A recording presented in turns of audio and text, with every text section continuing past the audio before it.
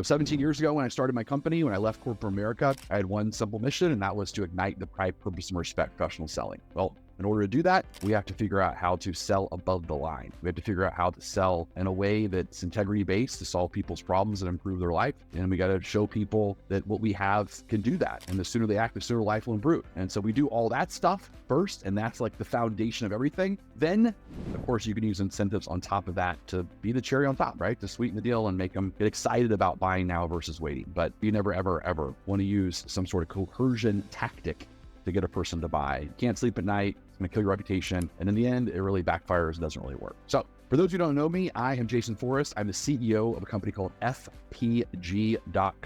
We do three things. We recruit, train, and build the best sales teams, I think, on the planet, who want to be known for as having the best sales experience in their industry. That's important, right? Not everyone wants that. A lot of people want the best marketing. A lot of people want, the best operations. A lot of people want the best customer service. Our clients, they want all that stuff, but they definitely want the best sales experience. Why? Because that's a blue ocean. That's an opportunity for companies right now to take advantage of. Why?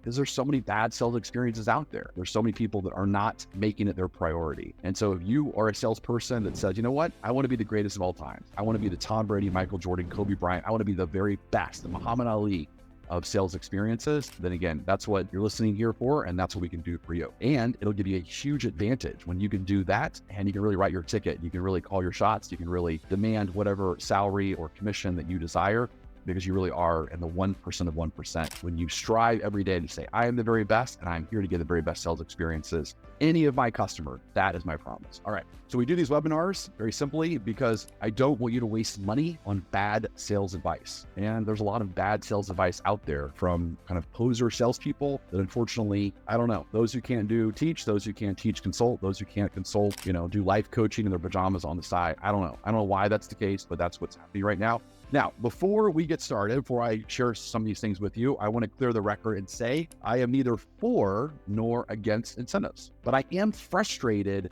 with how often they're used recklessly. This is because, very simply, a sales warrior is, which again, if you want to learn more about that, you can learn in my book, Warrior Selling. A sales warrior is supposed to be sales responsible. What a cool word, responsible. I remember when I was a kid, and you parents out there listening in right now, or kids as well, right? You probably heard that term. Hey, we got to be responsible. We're personally responsible for our actions. Right now, our son just turned 16 this week, and he's getting a car, and he needs to be responsible. He's a responsible driver on the road because, again, responsibility that he has to be able to drive on the road. So we all need to be responsible. As salespeople, we need to be sales responsible. What does that mean? That means being the hero of our own story and not being a victim. And we got to look out for our company's reputation and our company's profit margins. We've got to be sales responsible. We can't constantly blame external factors is the reason why we are not successful. It's no one else's fault but our own. We are the solution and we are also the problem. And we have to be sales responsible. That's it, right? And so often I feel like the improper use of incentives, I might say right now, and you might just click me off. I don't know. So I'm going to say right now that I think so often that people's use of incentives are only used because the salesperson doesn't want to push themselves to be a better version of them. I'll say it again. I think so often the improper use of incentives or the over-reliance on incentives are only used because the salesperson just doesn't want to push themselves to be a better version of them. They don't want to be the greatest of all times. They're choosing the lazy person way of trying to sell something. Metaphorically, it's almost like they're trying to be healthy and they're on a diet, and it's like they're eating too many cheat meals during the week when they just need to have more discipline and save that cheat meal to once per week. That's the improper use of an incentive. I do feel confident that the better a salesperson is at making their mindset strong, at making their words powerful, the questions they ask, the statements they use, the way they reframe things, the way they frame things. And of course, the more powerful they are, their sales process and making that sales process, again, the best sales process that customer has ever experienced, then the less incentives are necessary. So again, I think there's a direct relationship to that, right? Meaning that the more we focus on improving our mindset, making our words better, making our questions better, and making our sales process the best of all times, then the less incentives are necessary. There's 3 ways that I've written down that I want to share with you right now where I think incentives are useful. Number 1. So again, I'm going to give you my definition of a tough market. Tough market is any time it's socially unacceptable to buy what you're selling. So just think about it this way. If your prospects are thinking of buying from you and their friends, family, coworkers, and the media all tell them that they should wait, then incentives could help, right? Your incentives can give your buyer justification. It can give them ammo to go back to that social support system and say, I get it, buddy. I get it, friend. I get it, coworker. Maybe I should wait. But hey, let me share with you about this awesome incentive that I got to buy now. See, a lot of times your buyers, they want to buy and they need permission to buy. And if their friends and family aren't giving them that permission, then we need to figure out some way to help them to rationally back up to defend their emotional purchase. And your incentives can do that. So again, their friends and family might think they're being very emotional, but that incentive can actually be used to give them that rationale that they need to defend that emotional decision they're making. Number 2, when all of your competitors are using incentives, you might have to use them too. Now, I'm going to be super careful what I say. Right now, write this down. Do not go toe-to-toe and match their incentive. If you do that, then it's a race to the bottom and you're both in a bad, what we call red ocean type situation. So you always want to hold yourself above the line and you want to be a superior sales warrior in your marketplace. So you never want to match your competition incentives because it communicates that you don't believe that you're a better salesperson or have an overall better product or solution than your competition. So you always want to be able to reframe the prospect when they say, let's say your prospect says to you, hey, so yeah, your incentives really aren't as high as XYZ. You want to say, yeah, isn't it crazy that they're giving away all that money over there? I'm not sure what's going on, but if they keep lowering the price like they do, man, you'd be better off waiting even longer because I would hate for you to buy from them today and lose money when they reduce the price again. So yeah, you never want to give as much as someone else because you can use that against them by saying exactly what I just said. So never, ever, ever go toe to toe. The third way that you can be strategic on this is when you're launching a new product and you want to build momentum with getting some new sales, then an incentive can work, right? So maybe it's a new product, new community, new offering, whatever it is, and you want to get that initial traction and momentum, an incentive can work for, again, the first 3 buyers, the first 10 buyers. You guys can decide obviously how you want to do that, but that definitely does help make that happen. All right. Now I want to talk about a promotion versus an incentive. So a promotion is advertised and it's used to drive traffic, where an incentive is hidden until the most beneficial time. And it's used as a closing tool to create circumstantial urgency to incite the prospect to buy now versus wait. Let me say it again. So a promotion is used to drive traffic, to drive more customers, to drive more people and more conversations. An incentive is hidden, it's not announced, and is used as a closing tool to create circumstantial urgency to incite the prospect to buy now versus wait. So that's important, right? So again, both promotions and incentives are hugely powerful tools. They're great marketing tools and great sales tools, but they got to be used strategically and correctly. So for example, if you were advertising your incentive, which now is a promotion, and you wonder why it's not helping you close deals, because again, it's not an incentive, it's a promotion. Or if you tell your prospects, which normally is what happens, right? You tell your prospects early on in the sales process about your incentive before the prospect says that your product solves their problems and improves their life the most compared to the other products they've seen, then it's not an incentive anymore.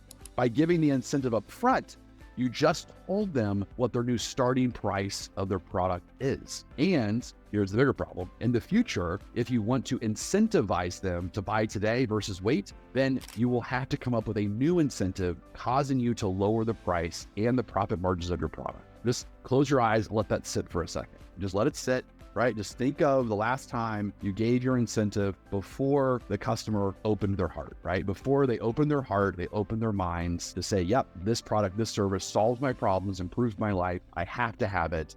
Before that happens, you immediately just gave them the incentive. Well, at that moment, it doesn't have value to them. All you did was lower your price with that new incentive. And then you wonder, why didn't they take the incentive in order to buy today? Well, that's because you don't have an incentive anymore. You just had a price discount, and now you have to come up with a new incentive, which in some cases might be to lower your price again to get them to buy sooner if that's what you're trying to do. So again, you got to use it correctly, or you can see this could be like a super price death spiral of you just constantly lowering the price until, again, there's no profit margin and you're bankrupt. We don't want to do that. So when you have an incentive, here are some ways that have worked for me to close deals, right? So this is how I've used incentives strategically in the past to close deals. Number one, I always anchor something that's important to them for the actual incentive. So for example, let's say you're in home sales, or you're in flooring sales, or you're in turf sales or landscaping sales. I'm kind of doing a lot of those consumer purchases right now.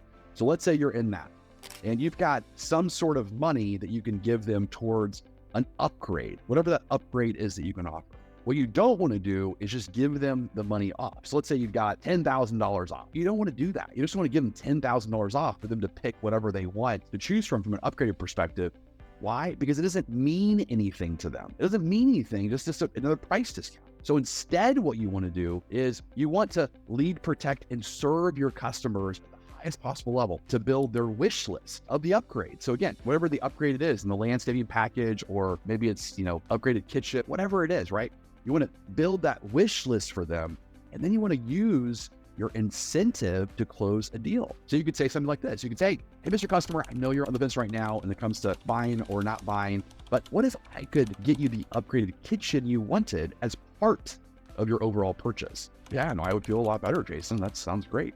Well, great, because I have some incentives that we can use towards that upgraded kitchen, and it would pay at least half of the extra bath option that you were also wanting. Okay, so you can see, by anchoring something that's important to them, like in this case, that upgraded kitchen and that half bath that they wanted, I'm anchoring something that's got emotional value to it. It's got meaning to them, so it means something.